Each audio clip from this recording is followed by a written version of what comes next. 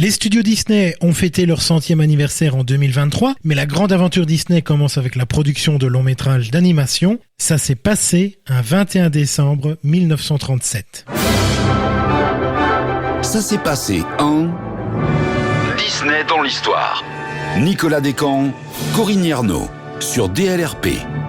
Miroir magique au mur, qui a beauté parfaite et pure?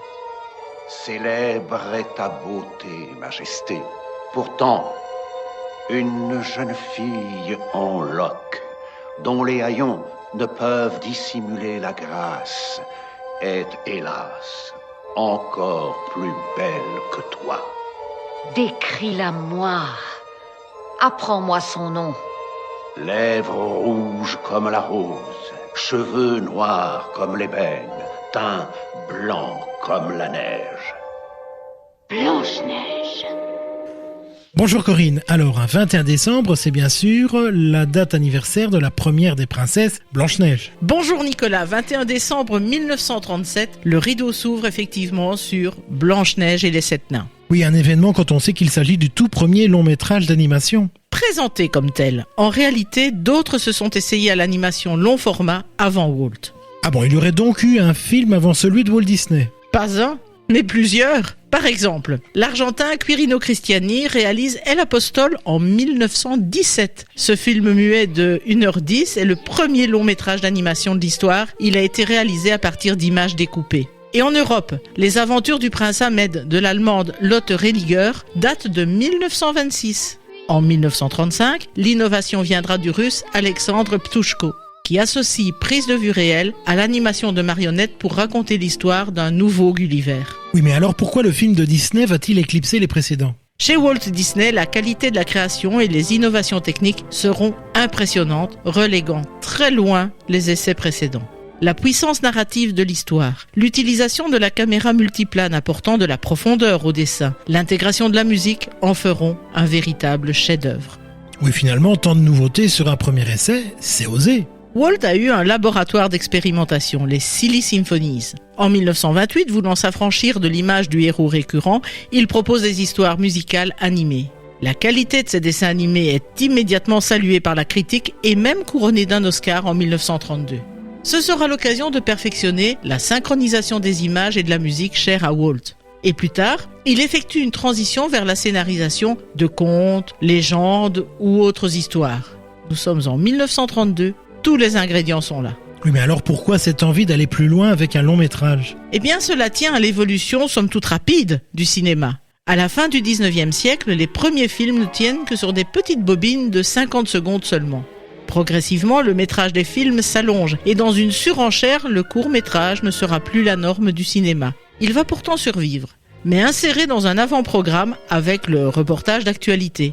Ce n'est qu'après cet avant-programme qu'était projeté le long-métrage. Mais avec l'arrivée du parlant, le long-métrage est standardisé à 1h30 et on met en place la double séance. L'avant-programme est alors supprimé, ce qui va quasiment faire disparaître le court-métrage des salles. Cela entraîne alors une chute de revenus pour les studios. Le passage au long métrage est une question de survie pour Walt Disney. Et c'est aussi l'occasion d'un meilleur développement des histoires et aussi d'enrichir les personnages. Oui, on a compris, le long métrage est indispensable, mais pourquoi le choix de Blanche-Neige? Le conte des frères Grimm a été plusieurs fois porté à l'écran. En 1917, un long métrage avec Marguerite Clark dans le rôle de la princesse est présenté à Kansas City. Et dans la salle, un jeune adolescent de 15 ans. Walt Disney racontera que c'est là l'origine de son choix.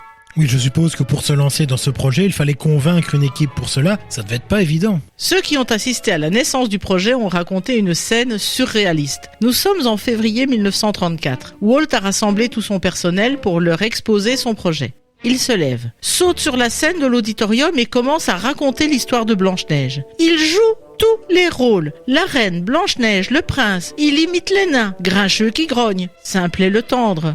Et il termine à genoux devant le corps de la princesse. À cet instant, une larme coule sur la joue de Walt et chacun a les yeux qui picotent. Ah, c'est certain, Walt réussit à convaincre. Nous sommes au début de l'année 1934 et pourtant il faudra attendre décembre 1937. C'est très long, non? Walt est un perfectionniste et son projet d'envergure. Il veut qu'il soit parfait. Première étape, il est impératif d'étoffer l'équipe de production. Une vague de recrutement va emmener vers les studios pas moins de 300 artistes. Mais ils ne sont pas des spécialistes de l'animation. Et il faut donc les former. Ils se feront la main sur les Silly Symphonies. Walt insiste aussi sur le réalisme des scènes. Des cours sur l'étude des mouvements du corps et des vêtements seront organisés grâce à des acteurs filmés en train de danser et de bouger. Walt fait aussi venir au studio un orchestre et toutes sortes d'animaux vivants que les dessinateurs étudient. Soulevés par l'enthousiasme, dessinateurs, coloristes, animateurs se sont mis au travail sans compter leurs heures, tant le sentiment de participer à une véritable révolution était fort. Pour Walt, Blanche-Neige lui donnerait enfin la place qu'il mérite dans l'industrie cinématographique. Et le tout Hollywood devra bien reconnaître que les dessins animés sont une forme d'art. Et donc on peut le dire, la production peut commencer. Les films d'animation répondent à une phase de pré-production très cadrée. Il faut fixer le scénario, susceptible d'ailleurs d'être modifié plusieurs fois. C'est aussi à ce moment qu'on fixera l'ambiance à donner au film à travers la musique, les chansons, les décors, le caractère des personnages, le choix des acteurs qui donneront vie aux personnages. Une première ébauche de scénario sort le 9 août 1934 qui fixe les premiers éléments permettant d'étoffer l'histoire du conte. En septembre, un autre script précise le premier. La reine ne se déguise plus en vendeuse comme dans la version originale, mais devient une sorcière. Les tentatives de meurtre de la princesse sont édulcorées. Il restera la scène du chasseur et l'empoisonnement par une pomme. Et le réveil de la belle se fera grâce au baiser du prince et non parce qu'elle crache le morceau de pomme. Et dans tout ça, quel est le rôle de Walt Disney dans ce film ? Walt est présent à chaque phase du travail et a une idée très précise du résultat à obtenir. Ainsi, par exemple, dans ses courts-métrages, il a compris l'importance des personnages secondaires. La nécessité d'étoffer l'histoire passera donc par ces personnages qui apporteront l'élément comique et la légèreté. C'est la raison pour laquelle il décide de nommer les 7 nains et de leur donner leur personnalité. Et malgré tout, plus de 3 ans pour produire le film, ça reste très long. Encore une fois, cela vient du perfectionnisme de Walt, qui sait qu'il doit présenter un film admirable. Il en devient colérique et fait tourner ses équipes en bourrique. Il n'est jamais satisfait. La pomme n'est pas assez rouge, trop peu appétissante, les nains pas assez expressifs, les animaux trop peu réalistes. Ses collaborateurs n'en peuvent plus. Voilà 2 ans qu'il travaille sur le projet. Nous sommes en novembre 1936 et aucune scène n'est finalisée. Et pendant ce temps, son frère Roy s'arrache les cheveux pour boucler les budgets. Justement, tu en parles du budget. Qu'en est-il pour un tel film ? Le budget prévisionnel était de $250 000.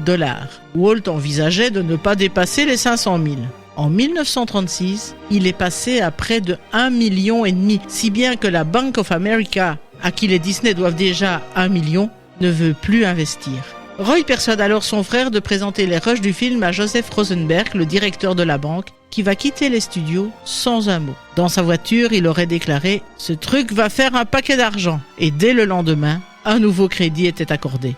Bon, s'il dit ça, on peut dire que c'est un bon signe de succès. Et bien pourtant, à Los Angeles, le projet est appelé la folie de Disney. On engage les paris. À 10 contre 1, le film ne sera pas prêt pour le 21 décembre 1937, date à laquelle le tout Hollywood a été convié pour assister à la première. Et pourtant, ce 21 décembre 1937, la présentation a bien lieu. Elle a lieu devant ce que Cary Grant qualifiera de l'annuaire des célébrités de l'époque. Une foule de près de 30 000 anonymes s'est pressée devant le Carter Circle Theatre, déjà complet. Inquiet, Walt prend place dans la salle.